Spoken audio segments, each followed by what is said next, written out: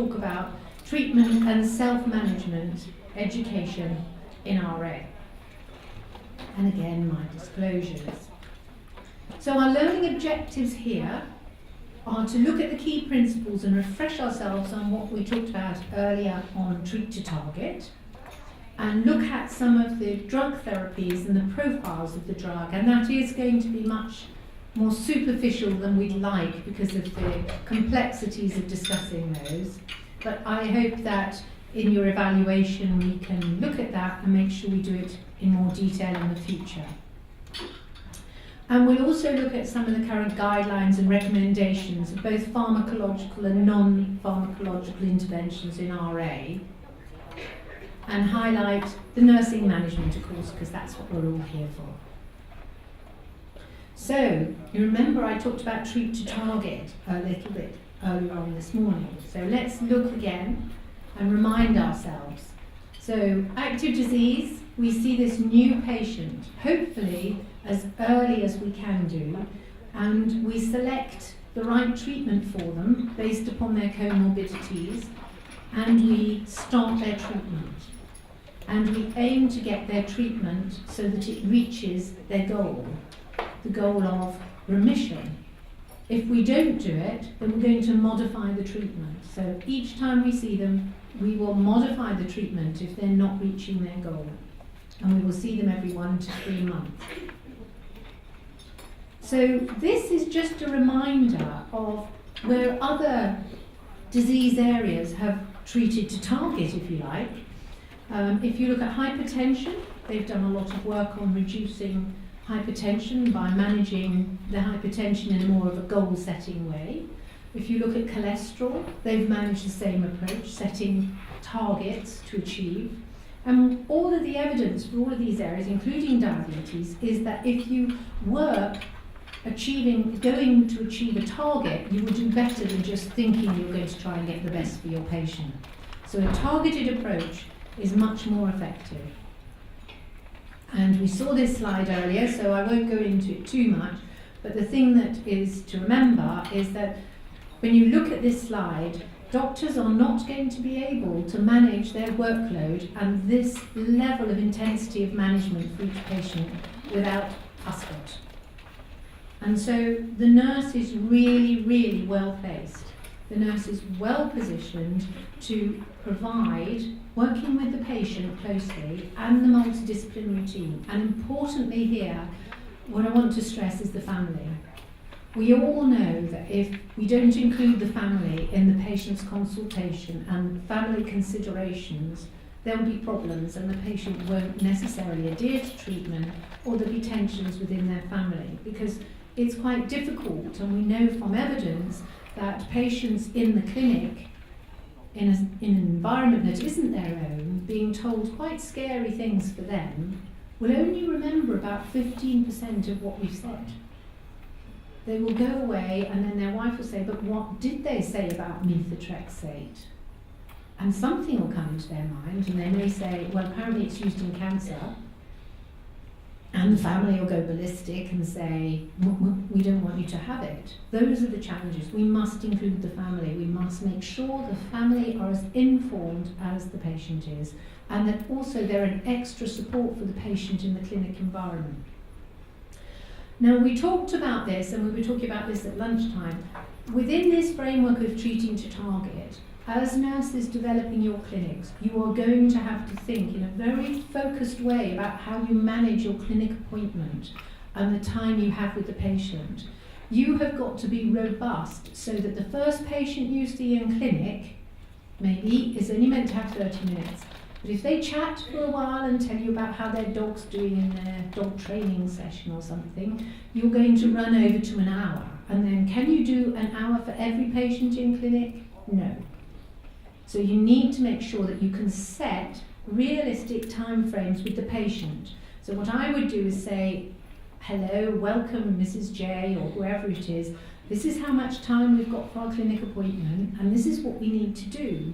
And I want to hear the things that you're worried about, and we need to address those. But equally, I've got to do your assessment and I've got to do some outcome measures and we need to look at your bloods. So if you can just think about the 3 or 4 things that's important and we'll look at those. You collect your information or you collect the information from the patient, whichever works. Then you share the information you both have together in that shared decision making. Then you conduct your assessments and then you agree the goals together and reiterate, repeat what you've learnt from the consultation and bring the consultation to a close. And in that way, the patient knows what's happened, they understand what you needed to do, and you've listened to what they need to say. And those are the things that I really think are pivotal in us going forward to be really successful nurses in managing things like treat to target. So we know from treat to target that if we have this effective shared decision-making approach with clear goal setting, that we can have a much higher chance of achieving either remission or low disease activity. We can enhance their quality of life as a result, reduce the joint damage, and the really important thing that I suppose we don't understand enough of in the sense of the costs and benefits, but actually health authorities, governments are looking at, is can we help to reduce the burden on the healthcare system and improve the cost to society by helping people get back to work when they may have lost their jobs. These are all the things that we can achieve with treat to target. So the key takeaway messages here is that we need to use this evidence-based approach to facilitate optimal clinical outcomes, and as a nurse you're going to play a very key role in that. We may need to help in some countries the doctors understand they need us. I understand that, that is our challenge we have, but it's nobody likes change, nobody likes readjusting and changing their services, but we all have to keep changing with society and the way the world is changing, and this is how, as nurses, we can help. Now I'm going to talk a little bit about pharmacological treatments for rheumatoid arthritis. I think most of you will be very conversant with all of these drugs here. So this is our real nice, wonderful set of drugs we have for patients. So we have NSAIDs, we have steroids, and we have DMARDs, and our biologics. And more recently, and continuing to be more exciting, is that there are new treatments called JAK therapies, JAK inhibitors. And we are going to see many more of these. There's a lot in the pipeline, and they are very exciting too. So we have lots of different things we can do to help the patient with the pharmacological options. But each one of these categories do not come without their problems and their risks. So if we look briefly at NSAIDs, now NSAIDs are vital to patients with rheumatoid arthritis. NSAIDs are really interesting to me because they are so important, but they also have quite a lot of risks attached to them. And because they are so easily purchased over the counter in many parts of the country, in the world, people and patients don't really think of them as a drug or that they're dangerous because you can buy them from the pharmacist without much trouble. But they are important drugs that we need to educate the patient on. So they work by inhibiting COX-1 and COX-2, which act on the thromboxane and prostaglandins in the pain pathway, and they are very, very vital for that, and they really are effective, and they have a very mild anti-inflammatory effect, but not a sustained one, and they provide really good symptomatic relief. But they can't stay on them for good. And the real rule is that the patient should be educated to understand the lowest effective dose for the shortest duration. And they should use them, but then as soon as they're getting better, tailor them down again. Give the patient that power, explain to them the risks and the benefits, but ensure that they can tailor them down again and bring them down as soon as they're feeling better. So there are lots of things we know about NSAIDs. They cause serious GI symptoms. You need to worry about liver function, you need to worry about renal impairment, all of those things you have to think about. And you have to know that the patient is well enough. Patients with asthma often have a bit of a problem with NSAIDs, so the bleeding issue is a big one. And of course, what we've learned over the years is that, of course, the cardiovascular risks are much higher in patients on NSAIDs, and you have to be very careful of the patients that have cardiovascular problems. I wonder how many of your patients are prescribed a gastroprotection, something to protect their tummy when they have NSAIDs. In fact, they should all be. And in the UK, we set a standard saying that that should happen, but in my experience, I still see lots of patients that are not on anything to protect their tummy when they have NSAIDs. So one key message I would say is make sure those patients know shortest possible dose, lowest possible dose for the shortest duration, and gastroprotection. So we need to monitor patients when they're on them regularly. In fact, in the UK, we do not monitor all the time for renal impairment risks for patients who are on NSAIDs, because we assume that they're not staying on them all the time. And we also know that the elderly and the frail and the elderly are a risk, and you need to be very mindful of that, because they will have less good renal function when they're on them, and often liver problems. So you know that they increase the risk of bleeding, and those are things you have to be very mindful of when you're looking after patients who are taking them far too much. And sometimes they're taking 2 or 3 and they don't realise they're in the same class because they've got a different name when you buy them in the chemist. So that's a little bit of a problem. So steroids. Steroids can come in a range of ways that can benefit the patient. So we would do intra-articular injections, IV infusions, and of course oral. And oral steroids are very frequently now and advocated in Treat to Target as part of a bridging therapy when you first start patients on DMARDs. As we know, when we first start patients on DMARDs, they're in a lot of pain, they feel awful, and then you're going to give them this drug that's going to make them feel worse. So it's not a great deal, is it, for the poor patients when they come in. So being able to provide them with some steroids that will just help them feel better over that early phase of getting used to the DMARDs is really, really helpful. So they should again be used smallest dose, shortest duration when you have to use steroids. But they can be really like a devil and an angel to the patients. They love them and they hate them. They don't want to get fat, and they don't want the diabetes, and they don't want all the side effects. But when they're feeling bad and they've got some in their medicine card, they think they might just have a few. And some of the patients are very naughty with their steroids like that. So we have to educate them to understand the risks and benefits of them. So as I say, they're often given in the early phases with a DMARD to help people get over their initial phase of starting treatment. But remember the risks. Osteoporosis, if they're over having a regular dose of more than 7.5 milligrams for more than 3 months, they should be on bone protection if there's any reason. And you will have the very older patients who've been on them forever, I think, who were prescribed in the early days. Think about the cardiovascular issues and the disease risks there. Cataracts, weight gain, GI ulcers again, all of those problems we need to be really careful of. But Gladys is going to talk a bit more about the drugs in detail. I'm just giving you a hop, skip and a jump. Oh dear, that's not very good to translate. I'm just giving you a brief bit of information.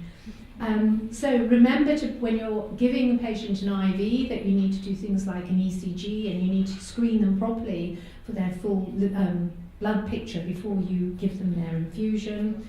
Remember regularly that if your patients are at risk, to make sure they have regular ophthalmic care. Remember to monitor their cardiac function and their renal and kidney function, their renal function, their liver function, and be mindful of the risk, the fact that the risks might be, the infections might be masked as a result of being on steroids. And of course also, before they have infusions, make sure they do not have any infections. So DMARDs, conventional DMARDs, we know that they are incredibly effective for symptomatic relief and for delaying or halting radiographic progression. We know that really the methotrexate is the gold standard. Some patients can't take methotrexate, and in some countries it's harder because of the risks of monitoring them. So every country has to vary that. And I think you must remember to look at the APLAR recommendations on prescribing and management of patients with RA, because it's got very good guidance for us in Asia. So DMARDs are really important. Some of the DMARDs, we don't really know how they work. They've been around for a long time. and we don't really know enough about their mechanism of action, but they do reduce the inflammatory component by managing and reducing the autoimmune response. They provide that symptomatic relief, but again, they all have their risks. So remember that many of the key common risks for our DMARDs are immunosuppression, so white cell count issues, liver function test issues, patients who have renal impairment, again you have to watch that they're excreting okay. We must be really mindful of the risk of each group of these drugs. But if you look at methotrexate, leflunomide and cyclosporin, they're the biggest ones that have the most monitoring requirements. And cyclosporin requires a lot more monitoring in the sense of regular blood hypertension assessments. But as we're doing that in the comorbidity stuff, it's less of a problem for us now. But remember, there's also pneumonitis, drug-induced pneumonitis. There are many risks with these drugs that we need to be mindful of. So, Gladys is going to talk more, and I'm just giving you a whistle-stop tour, but all of these drugs play an important part in the management. I've said it again, whistle-stop. We're just going to do a brief overview here, and Gladys is going to discuss it more. So remember, these drugs are really important, they're really valuable, but you must remember the monitoring of these drugs and keep a very close eye on how people are doing.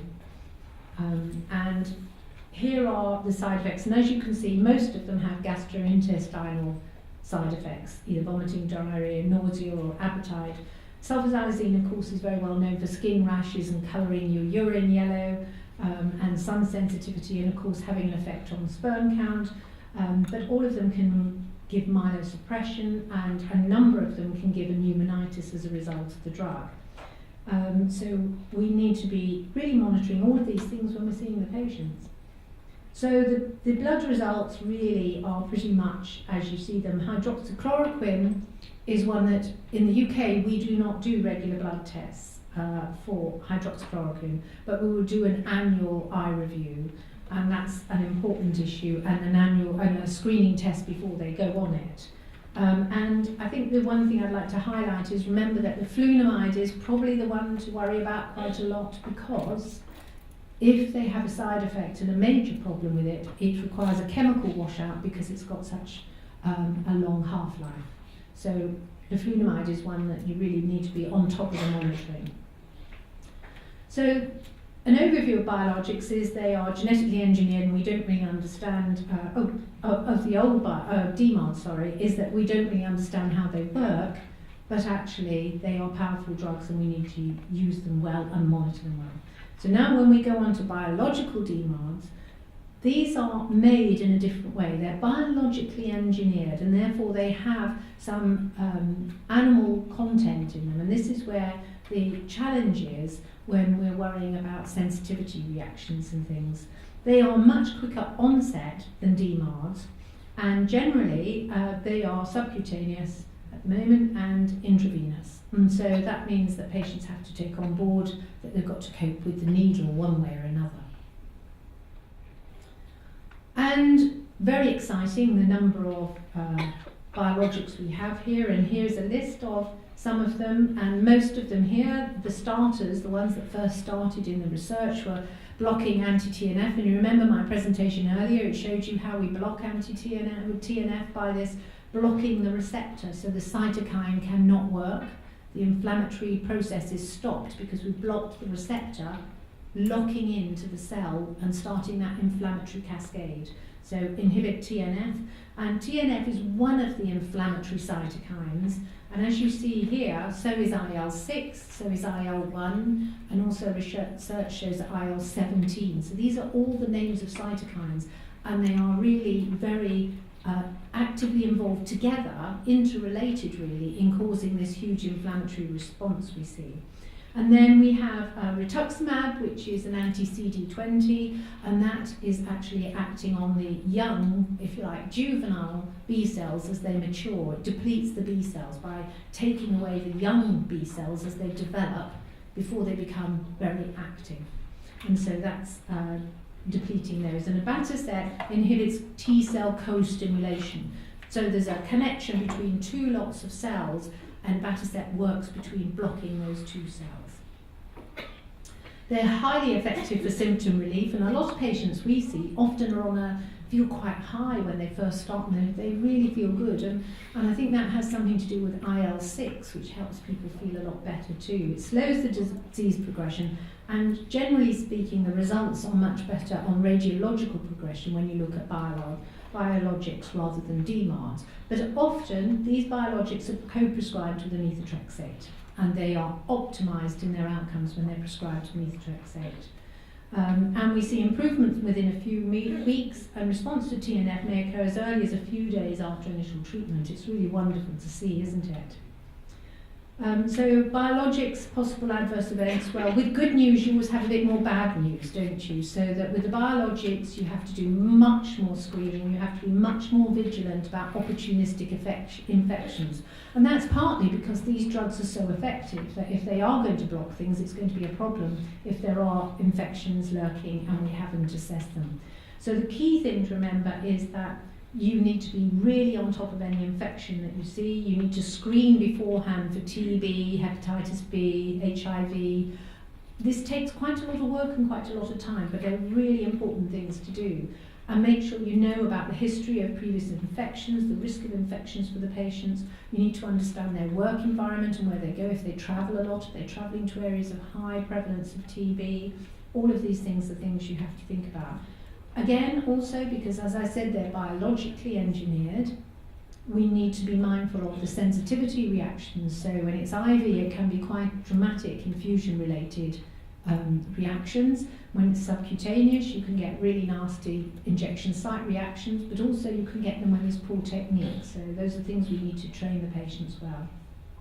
So be aware of those. And then there are particular issues for each of these drugs in the screening, in the sense of cholesterol levels and those sorts of things, but Gladys will also be talking about biologics. So if we go on now, we've talked about these in detail as I've gone along, and I'm not going to go into that too much because A, it's a huge slide, and I think the poor interpreter and all of you who are trying to listen to the interpreter might find it hard, so we're going to jump this slide a bit. So the nursing considerations are that you should think about injectable biologics and the hematological changes. It's the same thing. We're going to have to be much more mindful of all the monitoring we do with these patients and look at all of these risks. You know, changing the white cell count, reducing the white cell count, anything like that you need to be on top of, especially before they have their treatment, and that's sometimes a challenge. Look at renal function, liver enzymes, etc. And of course the big screening that we have to do before they start treatment on TB and viral screening.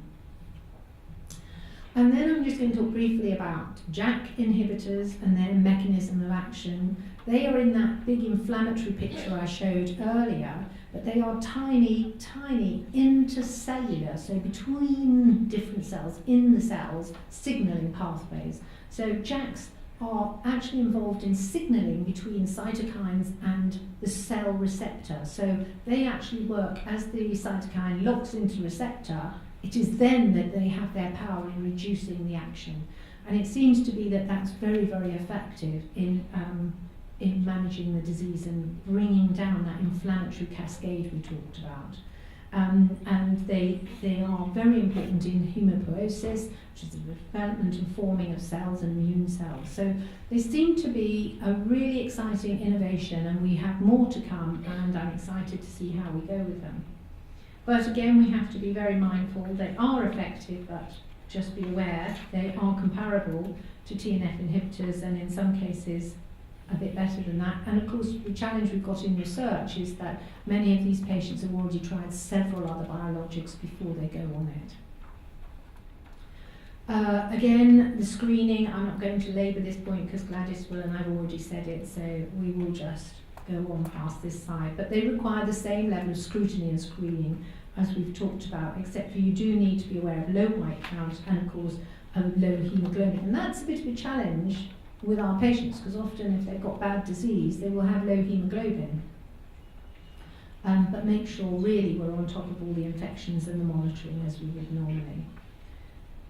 So what do I want to say here that's going to be helpful to you? They're often prescribed, as I said, in the pathway, but often after patients have failed DMARDs and each country will vary, but we have to have them failing after at least 2 biologics.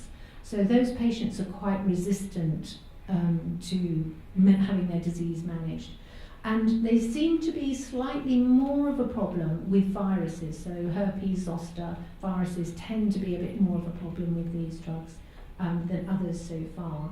And most countries have registries now to look at what's happening with these drugs over time, because sometimes you get things coming up in data that may actually over a period of time prove to be part of the normal picture of biologics, a bit like we saw with anti-TNF. So, I'm just making sure I'm not going too fast. Is it okay? Okay, you understanding? Yeah, oh good. Okay, so the therapeutic considerations for this area is that the key to this is that we need to provide good nurse education to the patient and good routine nursing care to improve the patient's confidence, knowledge, and safety on these drugs. We need to work with the patient to empower them to understand as much as they can about the drugs that they're on. And I would just say one note of caution: I think we must be very careful that we always educate them, telling them the risks and balancing it up with the benefits. And I think when we first start in nursing and doing clinics and talking to patients, often we tell them, because we feel very responsible and we're very worried about all the risks, so we tell them all the risks, and they mount up and the patient sits there thinking, wow. And then we don't balance that up with, if you don't have these treatments, what is your disease going to be like? So make sure we do that risk benefit. But remember, give them the power with the NSAIDs, but give them the knowledge to make sure they use them properly and safely for their own sake. And that DMARDs, the other thing I would say is that methotrexate, co-prescribed biologics, there's been some studies that show lots of the patients do not take their methotrexate because they think their biologics so fabulous. So this is something that's worth talking to the patients about, because if they're not quite achieving their target, it may be that methotrexate will just kick them into achieving their target.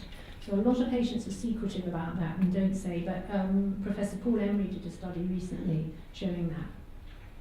So emphasise how safe the treatment can be if they're monitored well and if they can effectively communicate and manage their disease well themselves.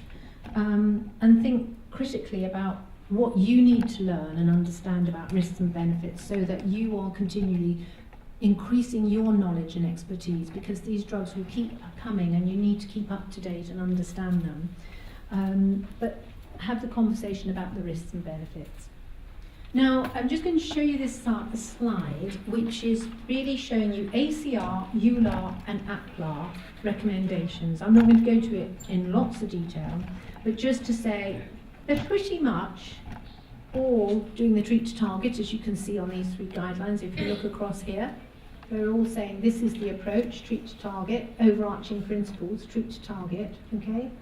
NSAIDs aren't really discussed there because they're discussed in other documents actually, but they're talking about using them at the shortest possible dose, duration on the shortest and the lowest dose. Again, steroids to be used as a bridging therapy, again, across all of these recommendations. Methotrexate is considered the gold standard, again, across all of these recommendations. Leflunomide, some areas don't use it so much, but leflunomide is obviously a choice with those that can't cope with methotrexate, and again, recommended as first line. Hydroxychloroquine, when you're doing multiple combination therapy, is obviously very popular, and it's recommended when methotrexate is contraindicated and not tolerated in APLAR, but not in EULAR and ACR, because we generally don't feel the evidence is strong enough to recommend it. But I think that's a pragmatic approach to what you have to be able to deliver in certain parts of the world. So, in summary, the recommendations here, and this is again for ACR, EULAR and APLAR, and you can see it's fairly consistent again across all 3. So this is really exciting. We're all starting to really work together with the same sense of management, and that's really exciting. And again, this drug is the newest on the block, so we're evolving with our guidance, and each of those is slightly different, but a lot of that is about government policy and when we're allowed to start treating with certain drugs. So there are now a wide array of treatments available for RA, and more exciting than it's ever been, because there's so many good drugs. Remember about the NSAIDs and steroids, that they should be short-term. Remember that we've got the biologics and the JAKs and the DMARDs all there ready to help manage this reduction in disease progression. And look at the side effect profiles carefully, and you're going to play a very key role in this. It's a huge amount of work, even for lots of nurses. So to do this well, we're going to have to work incredibly hard together. So I'm going to talk briefly about non-pharmacological treatments, because these are things that are our daily work. We're regularly dealing with these, and especially before we had all the different drugs we had. So we know from the evidence and the guidance that there are a number of non-pharmacological treatments, and they come under these basic broad categories here.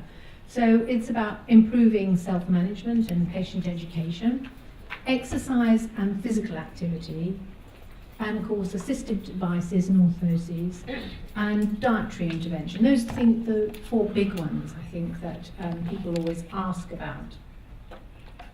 Now, I would say that as a nurse providing time and counselling the patient, you need to prioritise how you spend time on these.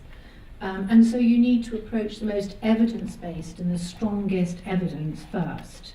So we know that the strongest evidence is in self-management and educating the patient to empower them. So that's where you want to put your energy and time working with the patient. Exercise and physical therapy has become very interesting because, of course, we are learning so much more, and we now understand the cardiovascular risks. And so the patient needs to know that. The patient needs to know that actually just saying I've got this and I've got some heart problems, but I've got rheumatoid arthritis, you need to help them know that actually reducing their cardiovascular risk will be a great benefit to them and help their life. And that cardiovascular disease is quite significant in mortality for patients with RA. So encouraging them is good from the aerobic point of view, it's good from reducing depression point of view, so and to keep their range of movements. I don't know if you use the term, but in the UK we talk about use it or lose it. If you don't do your exercises and you don't use your full range of movements, you lose them very quickly. And we saw that this morning with the lady who was in my group when we said, put your hands behind your head, and they say, I can do that. And they go, they've lost already a lot of range of movement. So we'll talk about these briefly, okay? So patient self-management and education has got the highest level of recommendation and the quality of the evidence. And recently, EULAR recommendations have come out for patient education, and I hope you've all seen those, and they are great because they highlight these things. And then you will see below, oops, sorry, I've jumped, I should have used the pointer instead. And you will see that the evidence is moderate to high on psychological interventions. But when you break this down, some of those psychological interventions, I would say, are part of self-management and patient education. So improving self-efficacy and coping strategies is what you're aiming to do when you deliver a patient education program. So, but they've been assessed in this analysis separately. But that's part of it. Now the question is how much psychological intervention is available in your hospital, in your country. And in most places it isn't very available. And it's quite difficult and expensive. So you have to be very selective about how you refer your patients. Which patients are going to get psychological support, and how do you assess that, and what support can you provide to the patient in the sense of motivational interviews and those sorts of things. We can be more skilled in supporting them in some of that. And then when you look at the exercises, we've just talked about that, it will improve things. But assistive technology is interesting. There's quite a lot of research and has very mixed, and in fact the evidence is quite low on them. But I think perhaps we need to look at evaluating them differently, but there are wonderful things that the OT can offer for a patient. So the aids and devices, the splinting, you then have to select the patients that you should refer to the occupational therapist. And again, they need to do much more research to demonstrate the work that they've done and the value of that. So hand and foot issues, I think for me, foot problems have not been researched enough, nor have they been introduced well enough to patients. So often we send patients to podiatrists. How many patients do have podiatrists in their department? Can you put your hands up? Not many. Yes, and podiatrist, foot help for the patients. Not many. Well, it's difficult then to have access for that, but basic information we can provide about good footwear and what to do, but we need to be much better at helping patients. Walking is key to everybody, so we need to be much better at that, but the evidence at the moment is not that strong. And I think that the big question in many countries is this dietary question, as again, so far the research has been fairly low evidence on the value of dietary interventions. And I would say that you have to talk to your patient carefully and say, you're going to have rheumatoid arthritis. We can't get rid of it at the moment. We can give you remission, but you'll still be aware you've got rheumatoid arthritis. And any dietary change you make, do you want to live like that the rest of your life? Because some of them do want to have some very odd diets. And do evaluate it properly if they're going to do it. But the recommendation is that you eat a good, healthy, normal diet, and that you think about the cardiovascular benefits of, the Mediterranean diet is the one that's in the research. So I would not encourage people to, but there will always be patients that we will see who want to do this diet or that diet. And I think we just have to be mindful of telling them that they need to be aware and evaluate it properly. So we know that patient education confers this benefit improved on clinical endpoints. So this is really talking about the self-management and self-efficacy I've just highlighted, so I won't go into that too much. And here are the recommendations that have been produced on patient education for 10 minutes, right. For the patient education recommendations. And the core principles are great because they're aimed at supporting self-disease management and optimising health and well-being. And it is, again, centred on shared decision-making and good communication. So when we think about this is something that has been a challenge in the UK over many years, and we have to think differently about how we offer patient education. We have an important role in encouraging that to be, and patients to be involved in patient education, but is it an effective way that we deliver it? So look at that and look at how we work with other agencies to provide health promotion and education. So we need to think about patient education. It isn't a one-stop shop. It's ongoing throughout their illness, because their needs will be different all the way along with their disease, and you need to take the opportunity to always offer them education, and the bits that they haven't taken on before, always talk to them again about it. So it needs to be an ongoing thing from diagnosis all the way through. It must be tailored to that individual, because it only works that way. Your expertise and skill is understanding the psychological aspects, the way the patient comes to the clinic and their feeling about their disease, how they manage it, what they can take on board. So you have to remember that. And there's a strong evidence-based and theoretical framework that we need to build our programs upon. Make sure you do it that way, but also, importantly in the recommendations, this is the key for all patient education, is in the past, we've evaluated patient education with outcomes that have not measured the intervention we've been delivering. So if you are trying to measure patient education, don't do a patient satisfaction questionnaire at the end. You might do a patient's knowledge questionnaire. Okay, not satisfaction. Satisfaction is flawed. Make sure you measure what you've been doing. So if you're trying in your education program to improve self-efficacy, you want a tool that measures changes in self-efficacy. Be very focused on the tools that you choose to measure. Also, I think you should be mindful that individual education is great, but they may actually also need additional topping up, maybe with patient organisations, education that they provide in the community, maybe with group sessions. Some patients like group sessions, other patients don't. So be aware of that. And be mindful too that you also need to keep yourself up to date. You need to be a competent, well-trained, up-to-date members of the team who are delivering that intervention. So you need to look at what we call our competencies, and I think probably use that. And again, make sure you use the right terminology. If you want, test out the words you use on your self-management training programs or education you have with patients.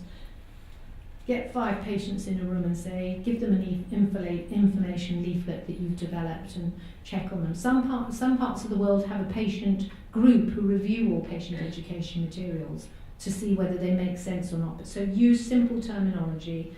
Teach patients the signs and symptoms so they understand what you're doing when you're doing a DAS and how to report to the healthcare professional. Educate them on the medications we've talked about, and provide a list and reliable list of reputable websites. That's the other thing that is normally fairly scary. If you put in rheumatoid arthritis in Google, it's very, very scary, isn't it? So we've talked about this. This is the recommendations about education, which is basically saying education is evidence-based in some way, but not included in their guidelines, because at the time they all did the guidelines, it wasn't strong enough. But EULAR recommendations on patient education has shown that there is evidence, so that's good. So it's not in the doctor's huge guidelines, but we've done our own for EULAR recommendations, so that's good. So my key take-home messages, I think you've had enough from me. I think you all want to go to sleep now, probably. But we've got to stop, and I'm stopping a bit early, so that's quite good. I'm pleased about that. So patient education, remember coping, self-efficacy and mental health are integral parts of RA management.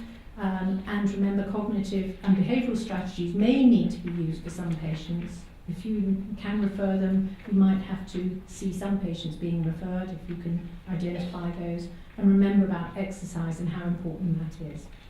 And we've talked about assistive devices, and we've talked about the balanced diet. So hope that's helpful.